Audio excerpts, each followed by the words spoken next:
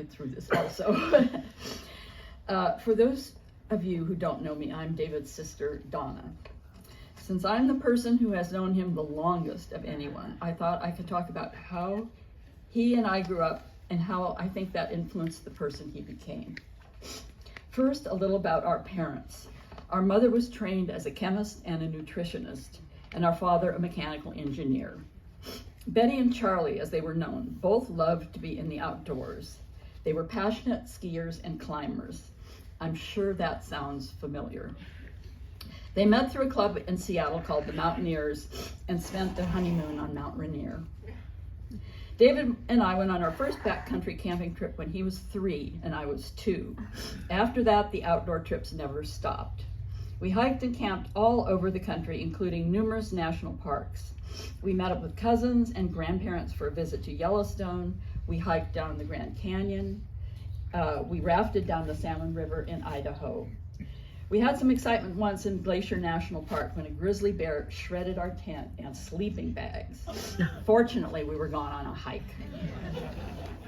Closer to home, Sequoia and Yosemite were favorite spots for backpacking and skiing. The high country in the Tioga Pass and Lake Tenaya area in the summer were favorites. We spent many winter Saturdays at Badger Pass where we learned to ski. Dave quickly became an accomplished skier. Me, not so much. We also got a taste for car travel. By the time we were grown, we had been to 47 states. Since our mother in particular was interested in both history and nature, we sought out many picturesque and historic sites all over the country. Thanksgiving and Christmas, we almost always visited our cousins, the Ellises, in Albuquerque. We drove Route 66 so often we had memorized all the trading posts and abandoned towns along the way. We played animal, mineral, vegetable, and counted state license plates to pass the time in the back of our 1954 Ford and our 1961 VW camper. One year, we stayed with our second cousins, the Buckabicks, who wonderfully are here today, on their farm in Oregon for a few days while our parents went climbing. We had a great time there. This visit made a lasting impression on David. He bonded with our cousins and kept in touch with them. He was taken by farm life. I think that may have influenced his decision to become a farmer. In 1961, we made our first international trip to Europe. I think it was life-changing for both of us. Our father had a sabbatical from teaching, so we could stay for 6 months.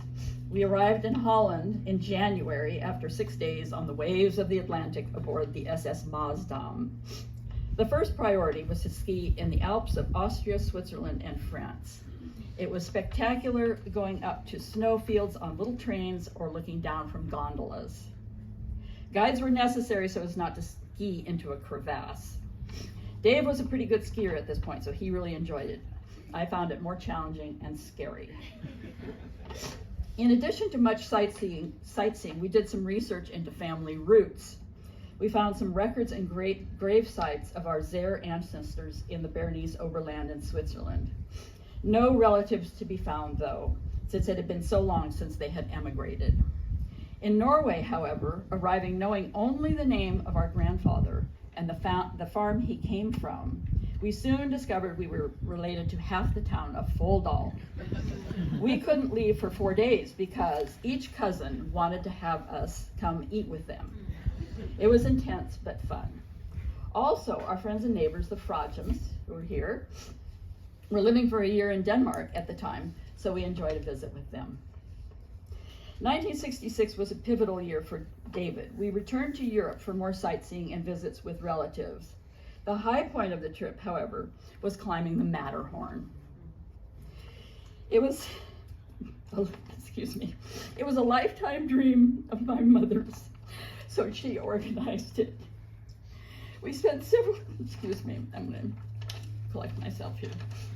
We spent several days in the area getting acclimated to the altitude and waiting for the weather on the mountain to clear enough to go. Each of us were roped to our own guide.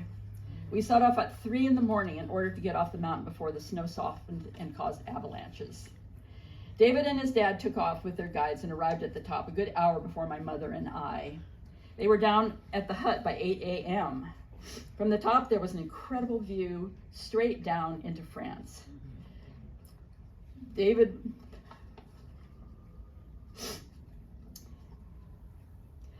was 17 at the time. It kindled his passion for climbing. Our house in Fresno at the time was a great place to grow up. Dirt, tumbleweeds, empty lots, and half-built houses, jackrabbits, water, and tadpoles in the ditches.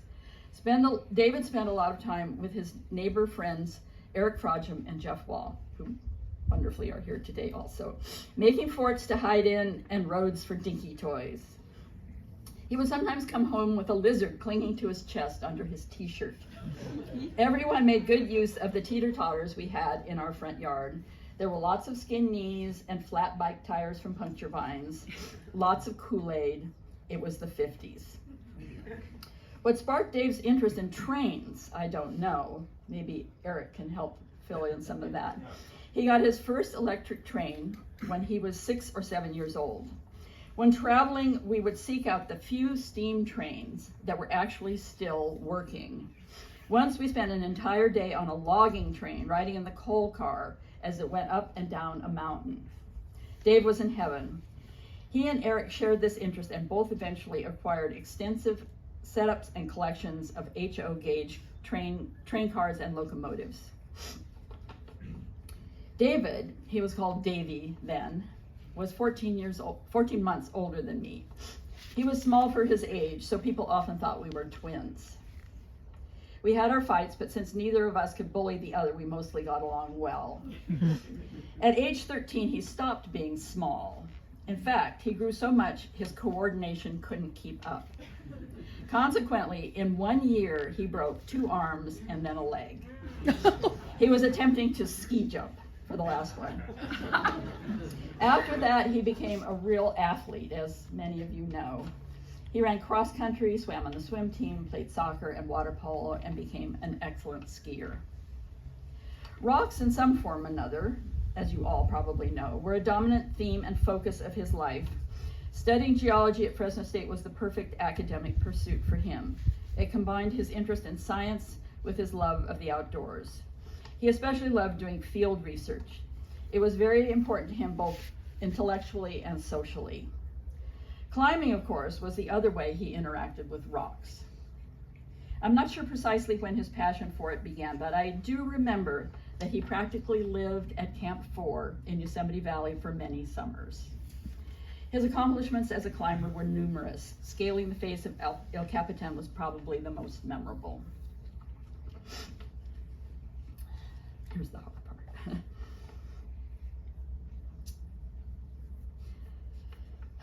David's life and mine changed drastically in 1970 when our parents unexpectedly died in a crash of my father's small plane. David was 21 and I was 20. And suddenly we were on our own, but we had each other, and that's what saved us. We bonded deeply through our shared loss. We always knew that there was someone else who understood the grief we felt over the end of the life we had known. We seldom talked about it with each other. We didn't need to. After this, we both graduated from college and more or less went our separate ways, pursuing different interests. We always saw each other for holidays, but were often out of touch for months at a time. David continued his education in geology. He worked in water management. He traveled and skied and climbed. He somewhat unexpectedly became a farmer when he took over the management of an orange grove that our parents had invested in. This here. He had some hard times too. When his first marriage broke up, it was a blow and a lonely time for him. It was also an opportunity to make changes. He decided to go to graduate school and got his PhD in hydrology from the University of Arizona. Living in Tucson away from his home and friends was difficult. He returned to California as soon as he could. At this point, he very much wanted to find someone to share his life with. I suggested this was not going to happen while hanging on a rock face. He needed to make some lifestyle compromises and do some other sorts of outdoor activities. So on a trek in Nepal and then canoeing in Boundary Waters, he met Anne. He was so happy to find a like-minded partner to camp and travel and hike with, and it made it possible to have the family he really wanted. David was my brother. You don't get to choose who you have as your brother, but I would never have wanted anyone else. Thank you.